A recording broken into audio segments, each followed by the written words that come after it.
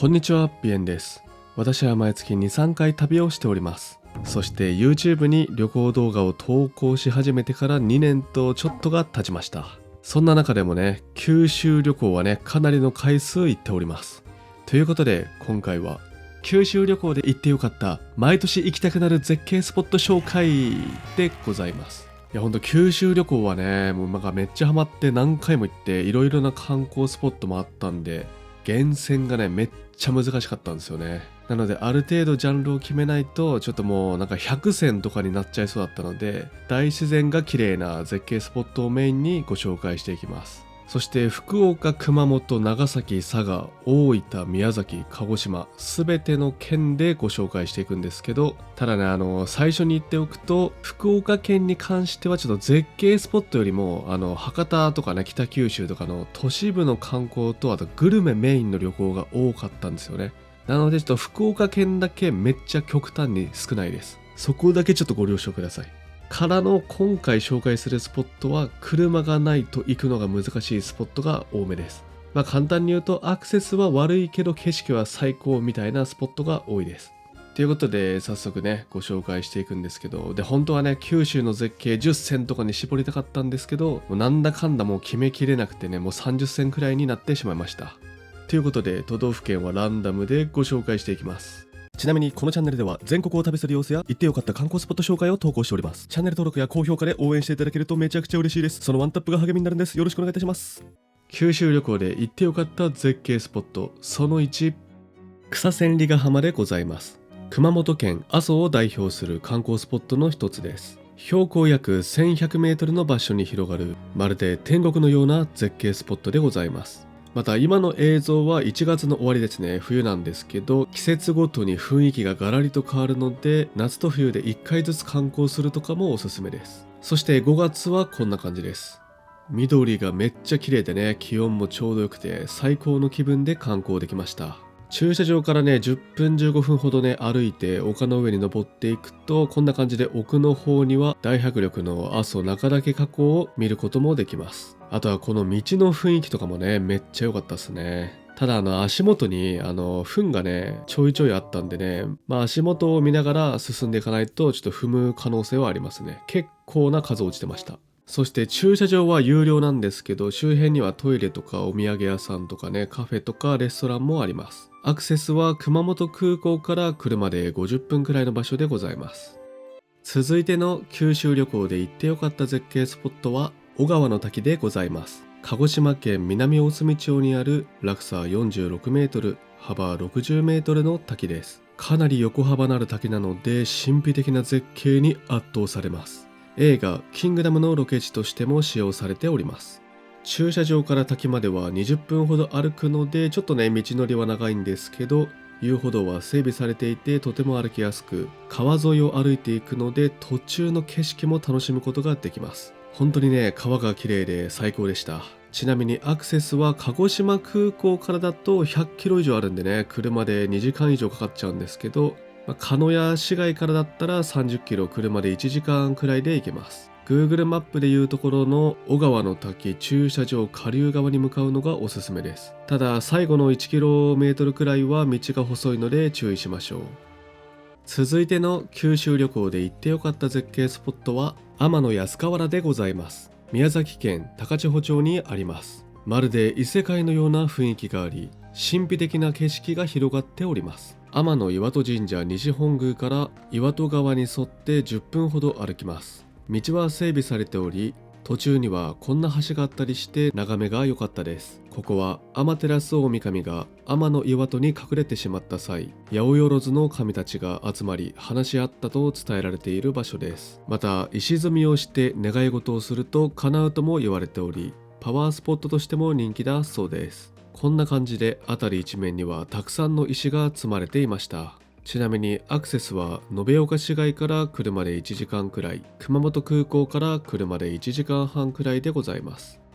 続いての九州旅行で行ってよかった絶景スポットは大観峰でございます。最初にご紹介した草千里ヶ浜同様、熊本県阿蘇を代表する観光スポットで大迫力の景色を見ることができます。駐車場から展望台までは10分くらい歩きます。途中の景色も最高です。ここも季節で雰囲気が全然違うんでね、何度でも行きたくなってしまうスポットです。いや本当に阿蘇ってすごいですよね。ちなみに1月はこんな感じでね、茶色の風景になっております。そして5月はこんな感じで緑が綺麗でございます。設備がしっかりしていて、道も広くて、で駐車場も広くてですね、トイレや売店などもあります。また秋から冬にかけての早朝には神秘的な雲海が見れる日もあるそうです。早起きが得意な方はね、雲海を見に行くのもいいと思います。そしてアクセスは熊本空港から約1時間くらいでございます。阿蘇の北側にあります。続いての九州旅行で行ってよかった絶景スポットは軍艦島でございます。長崎県長崎港から船で40分ほどの場所にある埋め立てで作られた人工の島でございます。正式には羽島と言います。ここは大自然の絶景スポットっていうジャンルではないんですけど、初めて見た時にとてもね雰囲気に圧倒されたというかね、感動したスポットだったのでご紹介させていただきます。ここは炭鉱の島として栄え、1960年当時世界一の人口密度で、さらにテレビの普及率も日本一だったそうです。また国内最古の高層アパートがあり、他にも様々な日本初や日本一があります。最近だと海に眠るダイヤモンドというテレビドラマの舞台にもなりました。ちなみにこんな感じで見るとね、軍艦に見えることから軍艦島と呼ばれたそうです。アクセスは長崎港から船に乗って行けますが、いろいろと条件があり、上陸できる日は意外と少ないそうです。私は3月の長崎旅行で行き、無事に上陸することができました。神社などの古い建物とは違った独特な雰囲気がありました。ちなみに長崎港の駐車場はめっちゃ混むので、車で行く方はですね、朝一の船で向かうのがおすすめです。続いての九州旅行で行ってよかった絶景スポットは原尻の滝でございます。大分県豊後大野市にある幅120メートル、落差20メートルの美しい滝でございます。道の駅から歩いてすぐの場所にあるため、めちゃくちゃ観光しやすい反面、平日でもかなり混んでいました。ビュースポットがいくつかあり、特に橋から見る景色が最高に綺麗です。また滝の上も歩けて滝の下も歩けるのでね、記念撮影がとても楽しかったです。こういう感じの大きな滝にしては珍しくですね、くねくねした山道とか通っていくわけじゃなくて、まっすぐ続く平坦な大通り沿いに急に現れるみたいなね、なんかすごいねアクセスのいい滝でした。ただ飛行機を使った旅行で行くとですね、大分空港からだとめちゃくちゃ遠くてですね、100キロ以上あったので、私の場合は一旦別府市で昼ご飯休憩して、その後に向かいました。続いての九州旅行で行ってよかった絶景スポットは鏡山展望台でございます。佐賀県唐津市にある絶景スポットでございます。標高283メートルの鏡山の山頂にある展望台です。山頂までの道のりは坂道とね、急カーブが連続していきます。ただ道幅広くて車線も分かれているので運転はしやすいと思います。駐車場から展望台までは10分から15分ほど歩いていきます。最初はね、近くに展望台あるから寄ってみるかみたいな感じでね行ったんですけどね、今まで見たことないタイプの展望台の雰囲気というかね、すごい絶景で感動しましたね。佐賀県に行った時はね、ぜひね立ち寄ってみてください。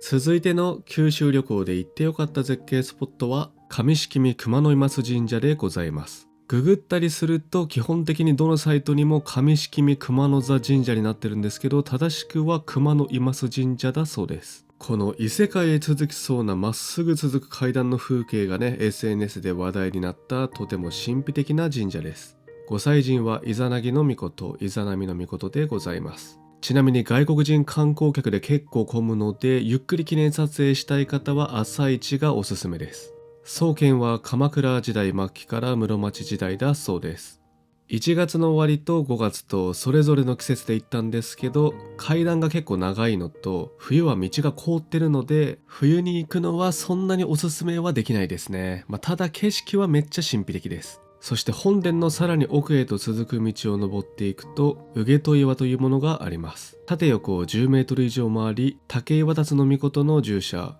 喜八法師が蹴破ったと言われております。巨大な岩山を大きな風穴が貫いていることから、どんなに困難な目標でも必ず達成できる象徴として合格必勝のご利益があると評判だそうです。続いての九州旅行で行ってよかった絶景スポットは雲仙地獄でございます。長崎県雲仙市の温泉街にあります。リアルな地球の息吹を感じることができる絶景スポットでございます。様々な名前の地獄があり、全部ぐるっと回ると1時間くらいかかるそうです。駐車場から5、6分歩くと入り口があり、その入り口からさらに3、4分進むとこんな感じの神秘的な場所があります。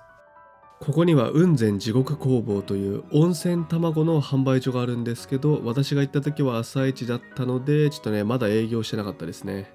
大分県別府市の地獄巡りも楽しいんですけど、雲仙の地獄巡りは結構ね自然がそのままみたいな感じでね迫力があったのでおすすめです。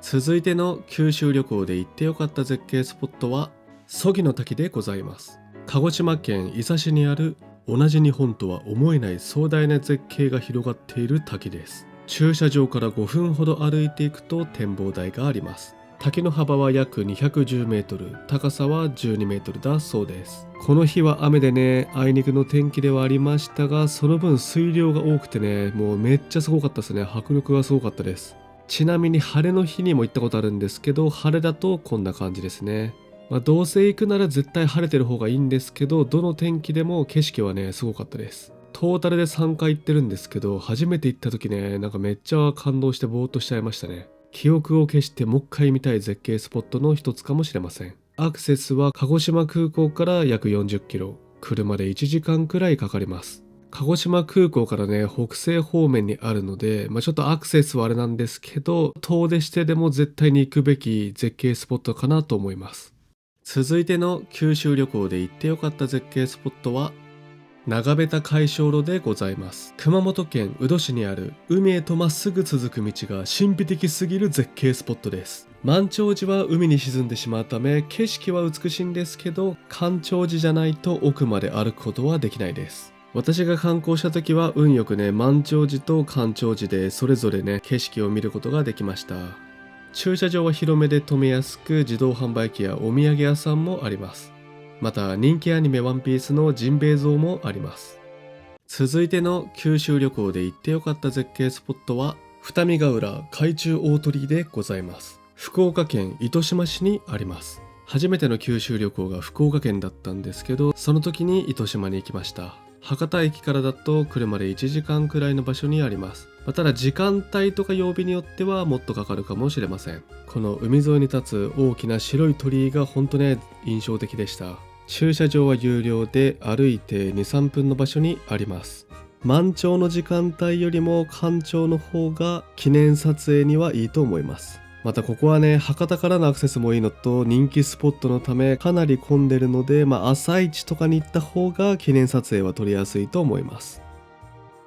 続いての九州旅行で行ってよかった絶景スポットは古賀の滝でございます。熊本県阿蘇にあります。人生で初めて凍った滝を見たのがここでした。絶景スポットというよりかは個人的な思い出スポットに近いかもしれません。駐車場から結構ね歩きましたね。20分くらいね上り坂メインで進んでいきます。ただ到着した時の感動はすごかったですね。三脚を持ったカメラマンも何人かいました。いやーほんとね、滝ってこんな風に凍るんだとね、寒いのを忘れてまじまじと眺めてしまいました。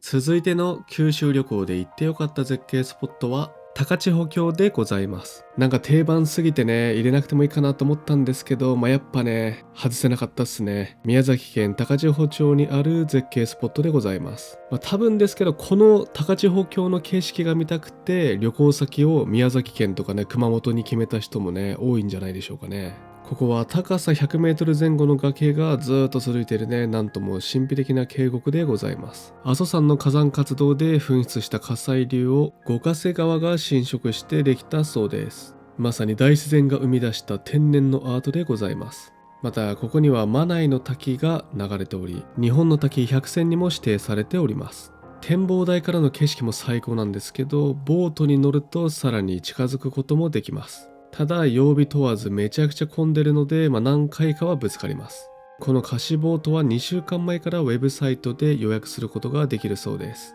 ちなみに私が行ったのは12月のね冬の平日だったんですけど、3、40分待ちでしたね。料金は時期や曜日で結構変わるみたいです。アクセスは熊本空港からも延岡市街からも1時間半くらいでございます。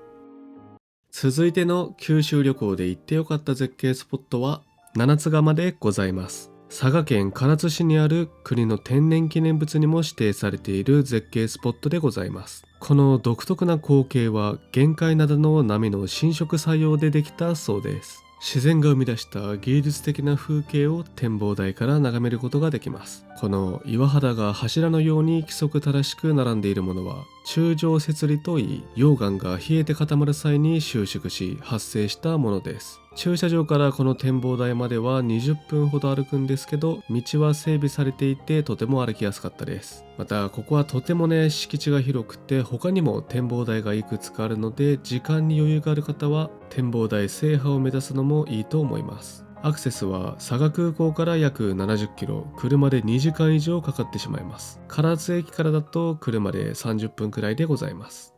続いての九州旅行で行ってよかった絶景スポットは佐多岬でございます。鹿児島県南大隅町の最南端、本土最南端にある絶景スポットです。鹿児島県のここにあります。空港からだとね130キロあるんで、なかなかの距離感でございます。素晴らしい絶景スポットでね、歩いてるだけでも楽しいくらいの場所なんですけど、こんな感じでね、地図で見るとすごいなんかインパクトがある場所っていうかね、行くのを諦めよっかなみたいななっちゃうかもしんないんですけど、ただ直線距離があるってだけで道がめっちゃ細いとかくねくねした山道が長く続くとかはなかったです。途中のドライブもね結構楽しかったので、気になる方はぜひ行ってみてください。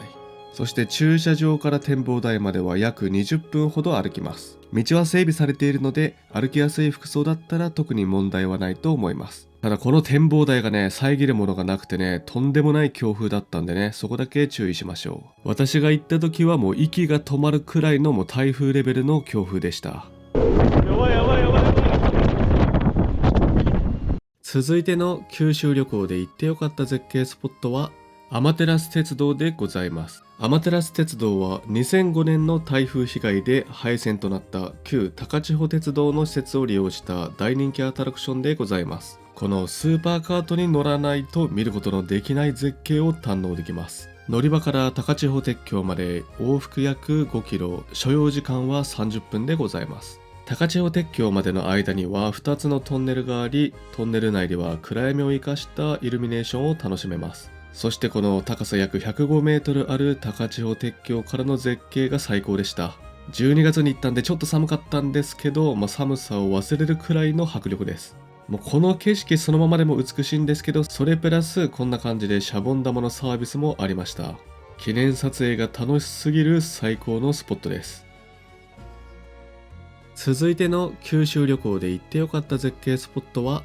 長崎鼻でございます。鹿児島県指宿市の最南端エリアにある絶景スポットです。灯台もあるんですけど、その先まで歩いていくとまるで世界の果てのような独特な光景が広がっております。トータルで3回観光しました。この奥に見えるのが開門岳という山なんですけど、もうここの世界の果てのような絶景プラスこの背景の山がね、もうとんでもない迫力で感動したのを覚えております。駐車場からここまでは歩いて10分から15分くらいでございます。一番近くの駐車場だと売店で買い物すれば無料みたいな仕組みになっており、200メートルくらい離れれば市営の無料駐車場もあります。アクセスは指宿駅からだと車で30分くらいです。また東大へ向かう途中には龍宮神社や浦島太郎の像もあります。ちなみに長崎鼻は端っこまで歩いていくと遊歩道が途中で消えてしまい、こんな感じでねゴツゴツした道になるので靴と服装に注意しましょう。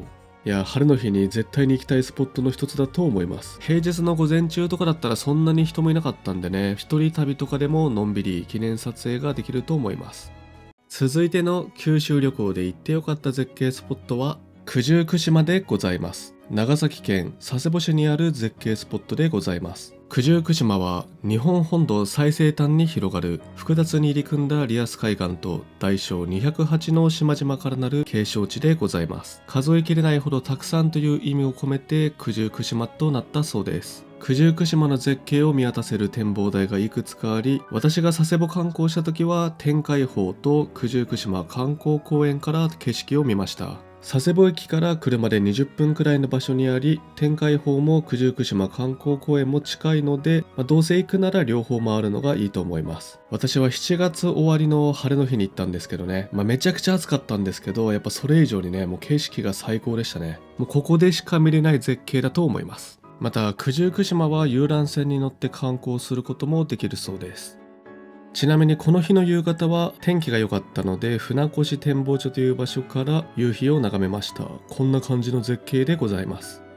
続いての九州旅行で行って良かった絶景スポットは桜島でございます。鹿児島県鹿児島市に位置している活火山でございます。自分は関東の人間なので旅行するまで知らなかったんですけど、未だにちょいちょい噴火していて火山灰もそこそこ降っているそうです。またこんな大迫力の活火山なのに、海を挟んで4キロの場所に人口50万人以上が暮らしている鹿児島市があるっていうのがもうすごいですよね。世界的に見ても珍しい火山だそうです。またこんな感じで見るとなんかすごい秘境にあるようなイメージなんですけど、鹿児島市街地から桜島フェリーに乗って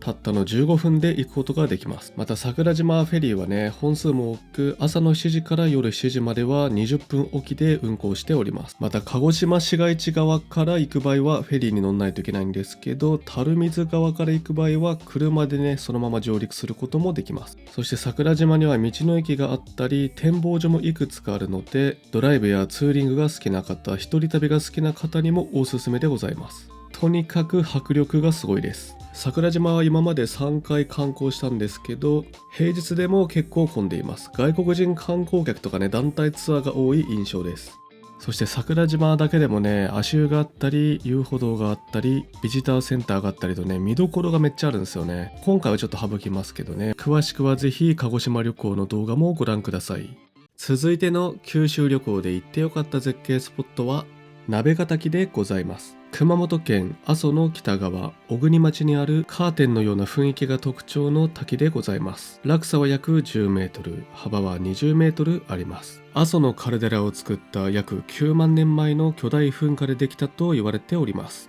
そしてこの滝の雰囲気もめちゃくちゃ綺麗なんですけど、もう一つの特徴としてはここですね、滝の裏側を歩くことができます。奥に進んでいくとこんな感じの雰囲気になっております。景色を楽しめるだけでなく、滝の裏側を歩くという貴重な体験もできてしまう、そんな観光スポットでございます。ただ滝の水量によってはね、風もすごいのと、あと普通に濡れるので、多少濡れたり汚れても気にならない服装がおすすめです。また滝の観光はウェブサイトからの事前予約制になっているので、詳しくはホームページをご覧ください。ただ平日であれば当日行っても多分行けなくはないと思うんですけど、ウェブで事前予約していた方が無難だと思います。料金は大人1人300円、営業時間は朝の9時から最終入場が4時半でございます。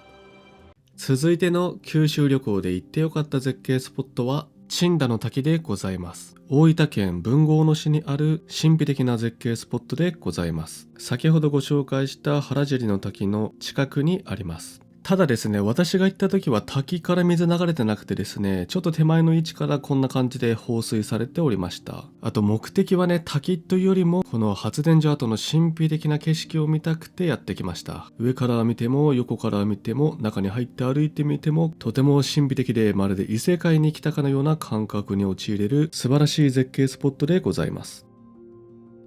続いての九州旅行で行ってよかった絶景スポットはおしと石の丘でございます。熊本県南小国町にある絶景スポットでございます。正直アクセスはそこそこですね。直線距離は阿蘇からそんなに遠くはないんですが、途中の道が細くて険しいのでちょっと運転は怖かったです。ただ駐車場からですね、15分ほど登っていくととんでもない絶景が広がっております。今まで見た絶景スポットの中でもかなり上位に来る素晴らしい景色でございます。またここには巨石群があり、岩の中には約4000年前のシュメール文字が刻まれていることから歴史的にもかなり貴重なスポットだそうです。私が観光した時は雨が降っていたのでね、晴れの日にもう一回リベンジ観光したいスポットの一つでもあります。アクセスは阿蘇駅から車で40分くらいの場所にあり、料金は大人1人300円でございます。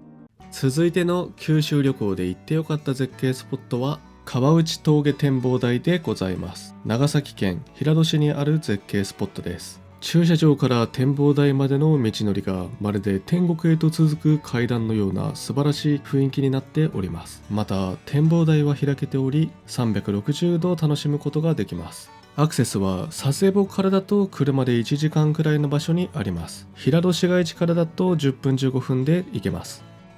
続いての九州旅行で行ってよかった絶景スポットはチリリンロードでございます。鹿児島県指宿市にある干潮時に現れる神秘的な道でございます。とにかく晴れの日に歩くととても気分が良くなる散歩にもおすすめのスポットでございます。またこの近くには魚見岳展望台という場所があり、ちょっと細い山道を車で登る必要はあるんですけど、展望台から見るチリリンロードやチリンヶ島の景色もなかなかの絶景です。ちなみにこのチリンヶ島は鹿児島湾に浮かぶ周囲約3キロ、面積約60ヘクタールの無人島でございます。いやほんとなんか指宿の映像を見てると住みたくなってきてしまいます。続いての九州旅行で行ってよかった絶景スポットは石原岳森林公園でございます。長崎県西海市にあるまるで異世界のような神秘的なスポットです。かつて佐世保港防衛を目的にして作られた要塞で多くの大砲を備えた砲台だったそうです。現在はこの跡地を利用してキャンプや自然体験ができる森林公園となっております。私が行った時は7月の終わり頃で暑い時期だったんですけど、駐車場に入った途端空気が変わるというかね、ちょっとひんやりして怖かったのを覚えております。また夏に行くとアブがすごくてですね、もうずーっとね何匹もアブがつきまとってくる感じで、虫除けスプレーを噴射していても全然効かなかったので、ものの数分で退散してしまいました。滞在時間は短かったんですけど、このダンジョンみたいな雰囲気とかがねすごい印象的で、今でも記憶に強く残っております。いや次行く時はね2人で行って奥まで探検してみたいと思います。1人だとさすがに怖かったです。続いての九州旅行で行ってよかった絶景スポットは五郎ヶ滝でございます。熊本県大和町にある大迫力の滝でございます。ビュースポットはいくつかあり、駐車場から5分くらい歩いた場所と、さらに奥まで歩いた吊り橋から見れるところと、もう一つは滝壺まで歩くこともできます。落差は約50メートルあり、大迫力の水しぶきを体験することができます。ただあまり人がね来てなさそうな雰囲気もあり、道は険しいですね。で雲がいたりとか虫がいたりとかするので、こんな感じで自撮り棒でブロックしながら進んでいきました。滝壺エリアまでたどり着くとこんな感じの雰囲気になっております。神秘的な雰囲気に圧倒されること間違いなしの絶景スポットでございます。道が険しいのと雨の影響がある日だとこんな感じでねちょっとした川みたいになっちゃっているので、濡れてもいい服装で行った方がいいかもしれません。続いての九州旅行で行ってよかった絶景スポットはさぎり台でございます。大分県由布市にある絶景スポットでございます。人気の観光地由布院から車で10分くらいの場所にあります。標高約680メートルから美しい由布院の街並みが一望できます。由布も何回か観光したんですけど、展望台からの景色もめっちゃいいんですけど、この道中の何ていうんですか、ドライブコースっていうんですかね、別府ローペあたりから県道11号があるんですけど、ここの道の景色がマジでいいので、ドライブとかツーリングが好きな人はねぜひね走ってみてください。またさぎり台からちょっと別府方面に走ったところに登山口もありまして、ここだと駐車場に止めてね歩くこともできるので、この辺を散歩してみるのもおすすめです。熊本県阿蘇エリアとはまた違った美しい景色を堪能することができます。続いての九州旅行で行ってよかった絶景スポットは曽木発電所遺構でございます。鹿児島県伊佐市にある神秘的な絶景スポットでございます。この発電所は明治42年に竣工し、出力は当時国内でも最大級だったそうです。また日本化学工場発祥の地とも言われております。昭和40年にダムの完成と同時に水没してしまいましたが、水位が下がる5月から9月の間はこんな感じで姿を現します。雨の日に観光したというのもありますが、本当にねすごい雰囲気でぼーっと眺めてしまいました。先ほどご紹介した曽木の滝からも近いので一緒に観光するのがおすすめです。続いての九州旅行で行ってよかった絶景スポットは二俣橋でございます。熊本県美里町にあります。2つの橋が直角に交わっていることから二子橋とも呼ばれております。ただ個人的な絶景スポットとしてはここのこっち側ですね。この大きなアーチの奥に見える川沿いの景色がなんとも神秘的で感動しました。橋の上からの景色も楽しめますし、橋の下に降りることもできて、川沿いはこんな雰囲気になっております。いや、最初ね、なんか観光スポットらしいから行ってみるかで寄ったんですけどね、すごいなんかね、独特な雰囲気で圧倒されてしまいました。またここから車で何分か行ったところに八角トンネルという場所があり、ここの雰囲気も異世界みたいで神秘的なのでおすすめです。てな感じで九州旅行で行ってよかった絶景スポット30選でした。いやー、だいぶ偏りましたね。ちなみにこの景色は湯布院でございます。もう個人的な好みでね決めちゃってるんで、だいぶ偏ってしまいましたが、紹介してないだけでね、他にもたくさんねいいスポットいっぱいあります。今回はなんか異世界っぽいとか自然の景色みたいなのを中心に集めたので、こんな感じになっております。あとはまた都道府県別で行ってよかったグルメ&観光スポット紹介とかね、動画作ろうと思いますので、ぜひこの機会にチャンネル登録、高評価よろしくお願いいたします。ご視聴ありがとうございました。ご視聴ありがとうございます。北海道から沖縄まで日本全国を旅行中。チャンネル登録、高評価お願いします。